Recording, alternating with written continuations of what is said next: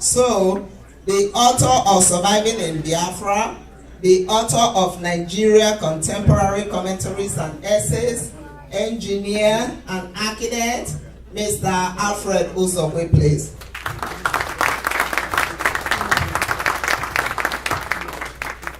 Good evening again. How was dinner? Good.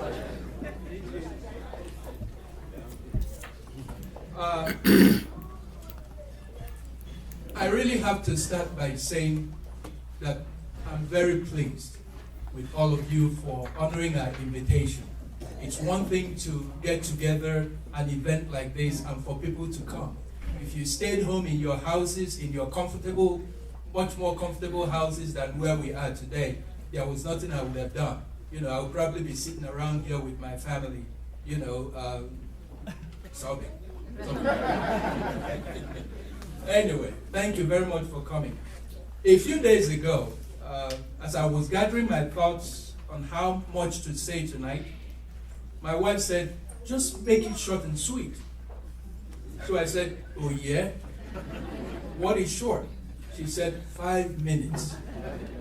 So I said, don't you think that after writing a 364-page book that I needed to say a little more than 5 minutes? Although this is not a 5-minute presentation, but I tried to make it as short as possible, shorter than I would normally have put together. So I'm just urging you to relax, enjoy yourself, and in fact, when time comes for dancing, dance away the night. We won't hold it against you. And I'm deeply honored that you found time to be with us tonight. I see my family, I see my friends, I see my co-workers, and I see well-wishers. I thank you all from the bottom of my heart. This is a commemoration also of my 14-year writing history. Before I proceed though, it is fitting to mention that today is my father's birthday.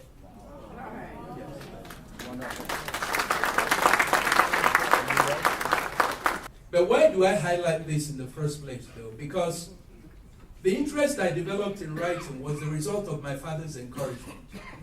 He always emphasized excellence in written and spoken English and used Latin quips for those Latin pupils in the hall tonight to make his point. Something he used to say, ex nihilo nihil fit, meaning you cannot get something from nothing. Nothing comes from nothing. It was his way of telling us that what you get out of something is almost always commensurate with the level of effort that you put into it.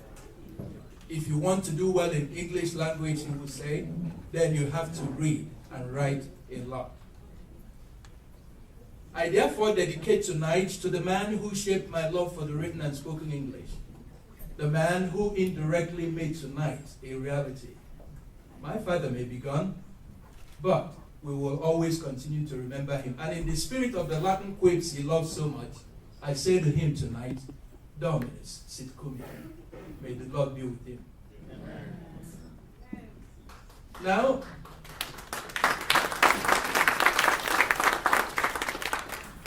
about the book, it's a collection of some of my published and unpublished writings about Nigeria. They were written over a period of 14 years.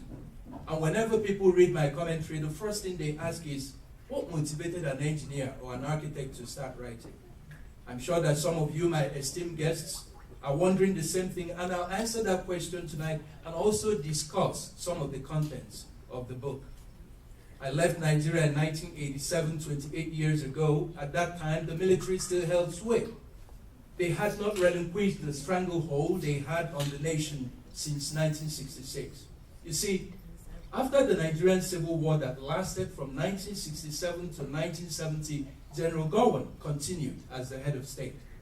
He was toppled in 1975, but his replacement, General Murtala Mohammed, was killed in a violent and bloody military coup. General Obasanjo assumed leadership of the country until 1979, when he handed over to a democratically elected civilian government under Shehu Shagari.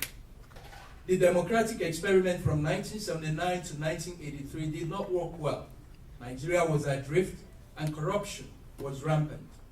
The civilian administration had just entered its second term in 1983 December, when the military struck again and overthrew them. General Buhari became the head of state, but was toppled in 1985 by General Ibrahim Babangida. By now, I'm sure you're wondering, was this a game of musical chairs? It seemed like it. The only difference is that they were toying with a country, a whole nation. So this constant change in administration partially explains why Nigeria was stagnant in development for a while. Each military administrator or administration suspended the constitution and ruled by decree. This gave them the power to crush opposition, stifle freedom. They came with new sets of rules, new staff, new philosophy, and often abandoned capital projects on the grounds that the previous administration was profligate. As a result, roads, bridges, buildings, and other infrastructure suffered neglect. The economy also suffered because the military men had no background or training or experience in finance and economics. Like most people, I believe that America's greatness is the result of democracy, press freedom, and freedom of expression. The press compels leaders in this country to do the bidding of the masses, and the masses in turn jealously guard their rights under the Constitution. That's why this country works.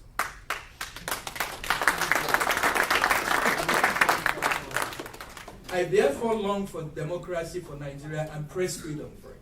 I wanted to add my voice to those of other Nigerians seeking a better nation through the power of their pens.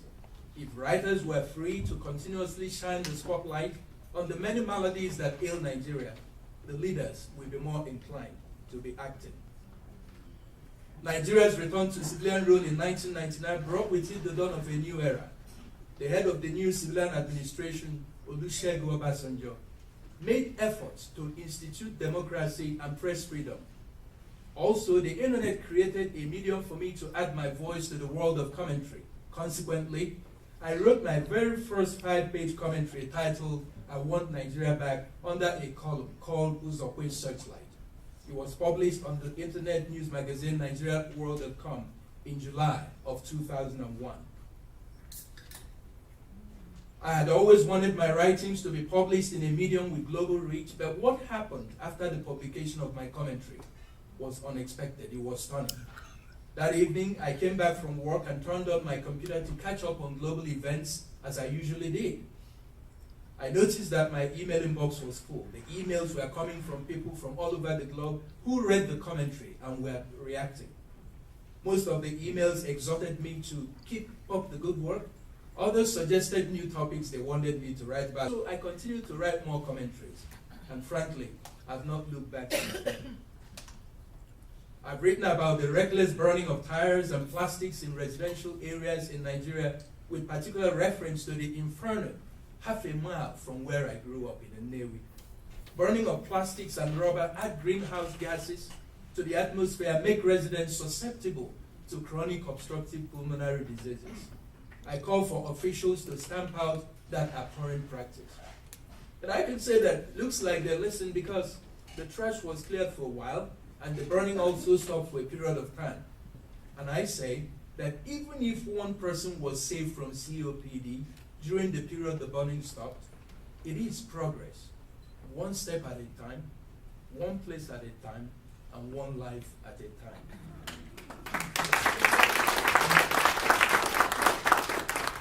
One of the greatest environmental threats facing southern Nigeria today is flooding. In the southeast, gully erosion has swept away whole buildings and threatened villages. Granted, the volume of rainfall and frequency seem to have increased since I was a child living in Nnewi. But this problem is exacerbated by uncontrolled construction of buildings, leading to unbridled landscape imperviousness.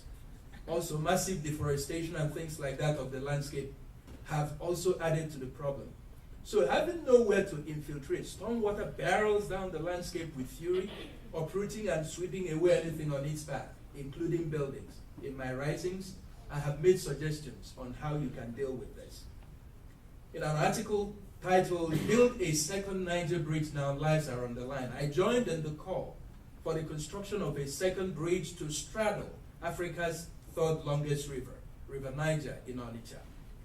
The existing bridge has become structurally deficient and functionally obsolete. The new bridge is under construction thanks to the efforts of many Nigerians that placed calls and wrote about the issue. On a visit to Lagos, Nigeria, some years ago, I was appalled by the condition of the police college. I took a series of pictures that you see on the board, on the screen, and wrote an article about it. In the article, I argued that you cannot ask the police to effectively fight crime or bring order when you house trainees in barracks unfit for human habitation. In 2013, a television documentary reopened the issue and made it a national story. Nigeria's president visited the site. The police college buildings have been rebuilt, and you can see the new buildings on the screen. I know that there are many mothers in this hall tonight. Bless you all. Thank you. To paraphrase Winston Churchill, my own mother shone for me like the evening star, and she continues, even in death, to shine for me. I thought I should mention that.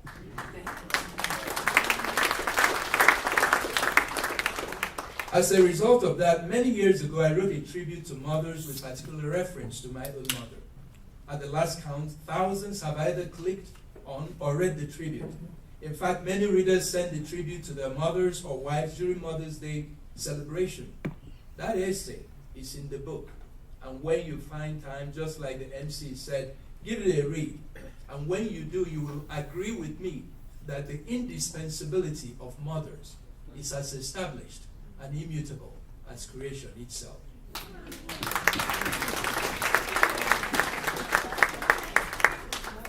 I've written about rising incidents of building collapse in Nigeria, something I know very well, having practiced architecture for quite some time there.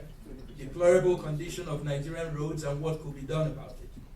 I've written about damaging effects of corruption on Nigeria's nascent democracy. I've talked about terrorism and insecurity in northern Nigeria, the Boko Haram that the chairman talked about. I have called attention to rising crime and its correlation with youth unemployment. I've addressed the need for improving the quality of education in Nigerian schools. In one of my articles, I argued that dying young was an epidemic in Nigeria that needed to be tamed. My argument was predicated on the fact that average life expectancy in Nigeria in 2012 was 52 years. Average life expectancy in our United States is 78 years. Look at the gap. These are just a few of my writings. The book is arranged by topics such as health, welfare, infrastructure, aviation, security, and yes, politics, general interest, and more. My first book was published, like everybody has said, in 2003 and called Surviving in Biafra, the story of the Nigerian Civil War. In it, I told the story of a war that ended the lives of 2 million from the perspective of a child who witnessed all 30 months of the war. People often wonder why 12 years after publication, the book has not faded away on Amazon.com, Barnes & Nobles, or Books A Million. Well, the only answer I can think of is that the story pricks the conscience of anyone that reads it. A woman once told me that she cried when she read the chapter where I narrated my mother's perilous journey to Onono, a place called Onono. It was a village scorched and decimated by the war. My mother went there in search of my brother, but unbeknownst to her, my brother had been killed in the battlefield. Also, her father was killed, her brother was killed, her uncle was killed, and several other relatives. How much agony can one person take? I wrote the book as a constant reminder of the human toll of the war, and hopefully will make Nigerians say in unison and unequivocally, never again. World-acclaimed writer Chimamanda Adichie calls Surviving in Biafra a marvelous memoir of war seen through the eyes of a young boy. A Nigerian newspaper recently published an editorial captioned Understanding the Civil War in 10 books, and Surviving in Biafra was one of the books, in spite of the myriads of books out there written by even the generals that fought the war. The book can be found in many libraries, in colleges in the United States and world over, and Ivy League schools in the United States. And I'm humbled every time I see that. But that was the book Surviving in Biafra. and that was 2003. Today, it's about the new book, Contemporary Commentaries and Essays about Nigeria. In spite of all the issues I raise about Nigeria, though, she's a great nation with a lot of potential. Africa's most populous nation has great industrialists, entrepreneurs, doctors, engineers, nurses, teachers, professors. She has men and women that have distinguished themselves in various fields of endeavor. As I speak, vehicles and computers are now manufactured in Nigeria. Ownership of laptops and computer accessories is no longer the exclusive preserve of the rich or the middle class. This is because of affordability occasioned by local production. Ladies and gentlemen, what is missing in Nigeria is not smart ideas, not great ideas, not smart people, not resources. There are plenty of all these things, plenty of great ideas, plenty of smart people, and plenty of oil. We just need elected and public officials with accountability as their watchword. Officials that will have the will to always do the right thing. This is where a certain Latin maxim, again, becomes relevant. It says, Malum triumphus cum viri, boni deficiata geri. What does it say? Evil triumphs when good men and women do nothing.